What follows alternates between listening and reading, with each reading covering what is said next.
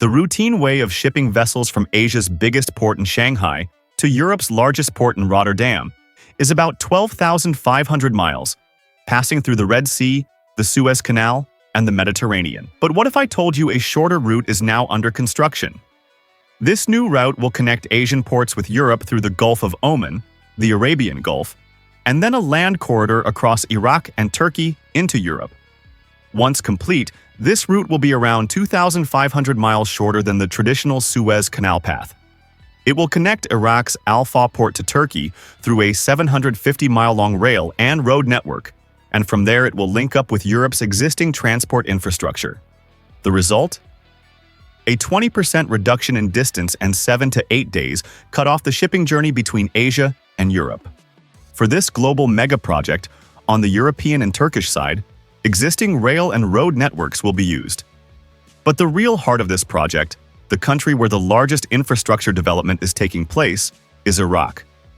A nation blessed with oil wealth but battered by decades of war, Iraq now sees a chance to reshape its destiny.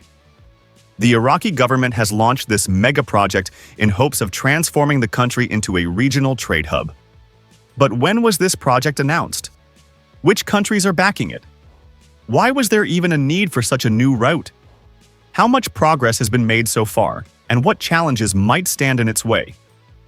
That's exactly what we're going to explore in this video. The project itself has two main components. The first is the Grand Al-Faw Port on the Arabian Gulf. The second is a 750 miles long rail and highway corridor known as Iraq's Development Road Project, or sometimes called the Dry Canal.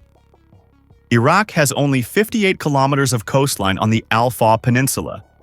Back in 2010, Baghdad announced the construction of a port there. But because of ongoing conflicts and falling oil prices, the project faced long delays. Despite this, Phase 1 of the port is now nearly complete. In Phase 2, industrial and economic zones will be developed, and Phase 3 envisions an entirely new city rising around the port. The Grand Faw Port will eventually have 99 berths to handle containers, dry bulk cargo, and oil shipments, capable of processing millions of tons each year. There was one major challenge. The waters around the Al-Faw Peninsula are shallow, and this is also where the Shatt al-Arab River formed by the confluence of the Tigris and Euphrates meets the Gulf. This causes heavy sediment buildup. To solve the problem, engineers have constructed two massive breakwater walls stretching 9 miles, the longest in the world. The second part of the project is the road and railway network. A 750 miles long transport corridor will connect the Grand Faw Port in Basra to Baghdad, then to the northern city of Mosul, and onward to Turkey's border. Announced in 2023, this development road project has an estimated cost of $17 billion. But why is Iraq investing so heavily in this new trade route? The first and biggest reason is economic diversification. For decades, Iraq's economy has been almost entirely dependent on oil exports. Every time oil prices dropped, the country plunged into crisis.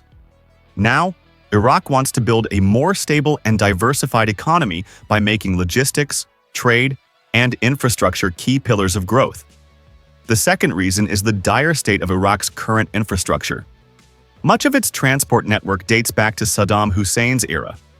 The Freeway 1, which connects Basra to Baghdad, has no divider, very few service or fuel stations, and has become outdated and unsafe.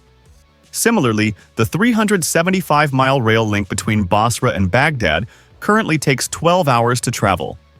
With the new high-speed railway, that same journey will shrink to just 2 hours.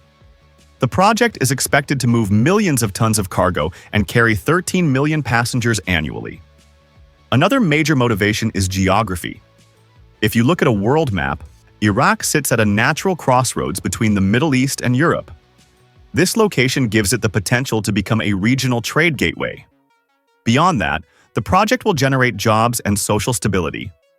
Building roads, railways, ports, logistics hubs, and supporting industries will create an estimated 100,000 jobs, reduce poverty, and inject billions into Iraq's economy. Annual revenues from the project are expected to reach $4 billion. There's also a political dimension. Being at the center of regional connectivity boosts Iraq's international influence. The project already has strong backing from three regional powers: Turkey, the United Arab Emirates, and Qatar.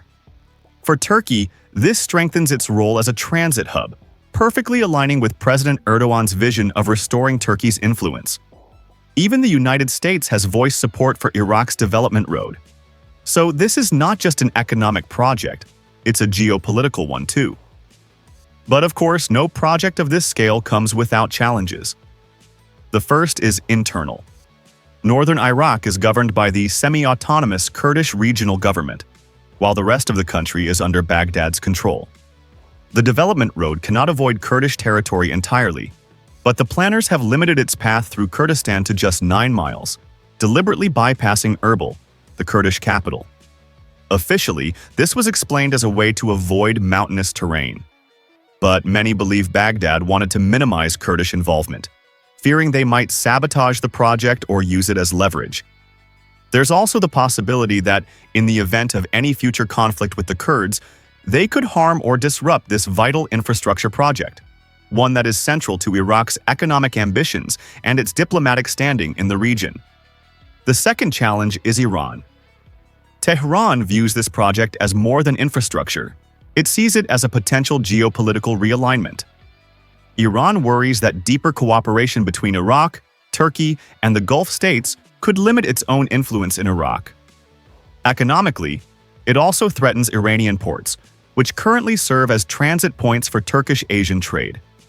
If Iraq develops its own port and transport network, Turkey will have a much shorter and more efficient route, sidelining Iran.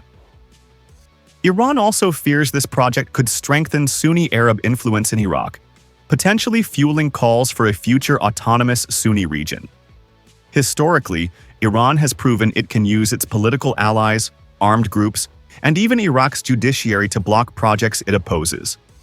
Tehran may also see the development road as a potential platform for rival foreign powers, making it more likely to use proxies to disrupt or damage the initiative. The third challenge comes from competing projects. For example, the North-South Transport Corridor aims to link India to Russia via Iran and Azerbaijan. Another is the India-Middle East-Europe Economic Corridor, announced at the 2023 G20 summit, which would connect India to Europe via the UAE, Saudi Arabia, Jordan, Israel, and the Mediterranean. But both of these face delays or uncertainty, which is why even the UAE has thrown its support behind Iraq's project. China's Belt and Road Initiative is also a potential competitor, but Iraq is actively trying to integrate its development road into the BRI framework, hoping to attract Chinese expertise and funding. While China's ambassador in Baghdad has expressed support, Beijing has so far shown little enthusiasm for actual investment. Iraq's plan is scheduled for completion by 2050, including the remaining phases of the Grand Faw Port and the full rail and road network. Finally, the global context is making Iraq's project even more urgent. Recent conflicts involving Hamas, Israel, and Iran have destabilized shipping through the Red Sea, where Houthi attacks on commercial vessels have forced many shipping companies to take the long and costly route around Africa. If these risks persist, and if Iraq remains relatively stable while managing its internal disputes, the development road could become not just an alternative, but the preferred route for global trade.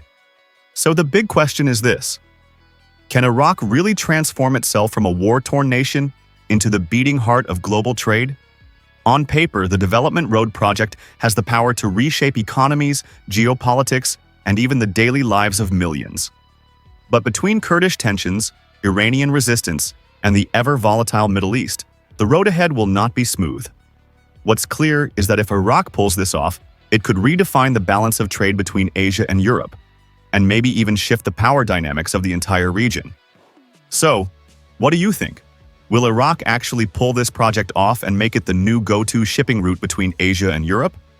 Or will internal conflicts with the Kurds and global geopolitical rivalries turn it into yet another abandoned dream? Drop your thoughts in the comments below. We'd love to hear your take. And hey, don't forget to like, share, and subscribe for more well-researched, informative content just like this. Also, tell us in the comments what topics you'd like us to cover next. Thanks for watching. and we'll see you in the next one.